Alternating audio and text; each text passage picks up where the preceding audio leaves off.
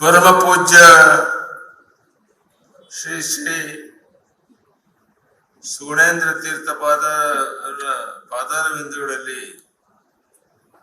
ಭಕ್ತಿಪೂರ್ವಕವಾಗಿ ನಮನಗಳನ್ನು ಸಲ್ಲಿಸ್ತಾ, ಹಾಗೆ ಪರಮ ಪೂಜ್ಯ ಶ್ರೀ ಶ್ರೀ ಸುಧೀಂದ್ರ ತೀರ್ಥ ಪಾದಾರವಿಂದಗಳಲ್ಲಿ ತಲೆಬಾಗಿ ನಮಸ್ಕರಿಸುತ್ತಾ, ರಾಜರ್ಷಿ ಡಾಕ್ಟರ್ ಶ್ರೀ ಡಿ ವೀರೇಂದ್ರ ಹೆಗಡೆಯವರೇ, ಪದ್ಮಶ್ರೀ ಮಧು ಪಂಡಿತ ದಾಸರವರೇ, ಜಪಾನ್ ದೇಶದಿಂದ ಆಗಮಿಸಿರುವ ವಿಶೇಷ ಅತಿಥಿಗಳಾದ ಧಾರ್ಮಿಕ ನಾಯಕಿ ಇವರಾದ ಕೋಶೋ ನಿವಾನೋ ಮತ್ತು ಕೆನಡಾ ದೇಶದ ರಾಜತಂತ್ರಜ್ಞ ಶ್ರೀ ಬೆನ್ವಾ ಕೋರ್ಕಾ ಇವರಿಗೆ ನನ್ನ ಅಭಿನಂದನೆಗಳನ್ನು ಸಲ್ಲಿಸ್ತಾ, ವೇದಿಕೆ ಮೇಲಿರುವಂತ ಎಲ್ಲ ಮುಖಂಡರೇ, ಇಷ್ಟು ದೊಡ್ಡ ಸಂಖ್ಯೆಯಲ್ಲಿ ಸೇರಿರುವಂತ ಎಲ್ಲ ಬಂಧು ಭಗಿನಿಯರೇ, ಮಾಧ್ಯಮದ ಸ್ನೇಹಿತರೆ,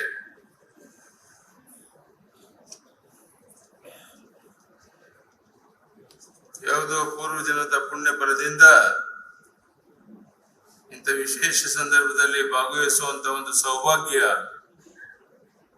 ನಿರಂತರವಾಗಿ ನನಗೆ ಸಿಗ್ತಾ ಇದೆ. ಅದರಲ್ಲೂ ಇವತ್ತು ಶ್ರೀಕೃಷ್ಣನ ದರ್ಶನವನ್ನು ಮಾಡಿ ಈ ಕಾರ್ಯಕ್ರಮದಲ್ಲಿ ಭಾಗವಹಿಸುವಂತ ಸೌಭಾಗ್ಯ ಸಿಕ್ಕಿರುವಂತಹದ್ದು ಯಾವುದೋ ಪೂರ್ವ ಜನ್ಮದ ಪುಣ್ಯ ಫಲ ಅಂತ ನಾನು ಭಾವಿಸಿದ್ದೇನೆ. ಹಲವು ವರ್ಷಗಳ ನಂತರ ನಾನು ಬಹಳ ಸಂತಸದಿಂದ ಉಡುಪಿಯ ಪರ್ಯಾಯ ಮಹೋತ್ಸವದಲ್ಲಿ ಭಾಗವಹಿಸ್ತಾ ಇದ್ದೇನೆ. ನಾನು ಶ್ರೀಮಠದ ಭಕ್ತನಾಗಿದ್ದೇನೆ. ಅಯೋಧ್ಯೆಯಲ್ಲಿ ಶ್ರೀರಾಮನ ನೂತನ ಮಂದಿರ ಲೋಕಾರ್ಪಣೆ ಆಗ್ತಾ ಇರುವಂತಹ ಸಮಯದಲ್ಲೇ ಈ ಮಹೋತ್ಸವದಲ್ಲಿ ಭಾಗವಹಿಸ್ತಾ ಇರುವಂತಹದ್ದು ನನಗೆ ತುಂಬಾ ಆನಂದ ತಂದಿದೆ.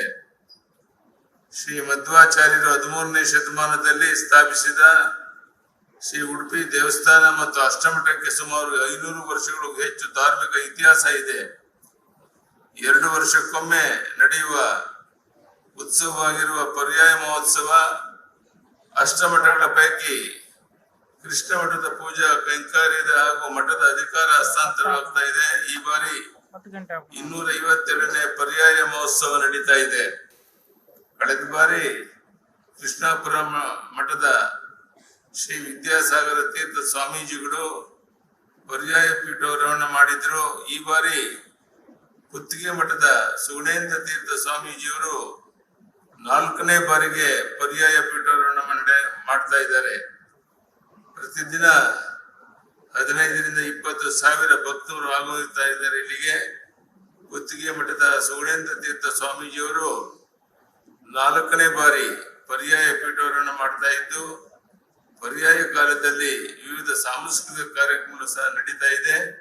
ಇಂಥ ಅಪರೂಪದ ವಿಶೇಷವಾದಂತಹ ಕಾರ್ಯಕ್ರಮದಲ್ಲಿ ನಾವು ನೀವೆಲ್ಲ ಭಾಗವಹಿಸಿ ಧನ್ಯತೆಯನ್ನು ಪಡೆದಿದ್ದೇವೆ.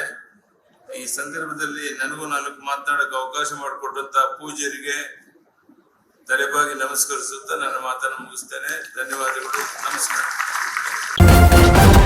ನ್ಯೂಸ್ ಫಸ್ಟ್ ನಿರ್ಭೀತಿಯಿಂದ ನಿಮ್ಮ ಪರವಾಗಿ.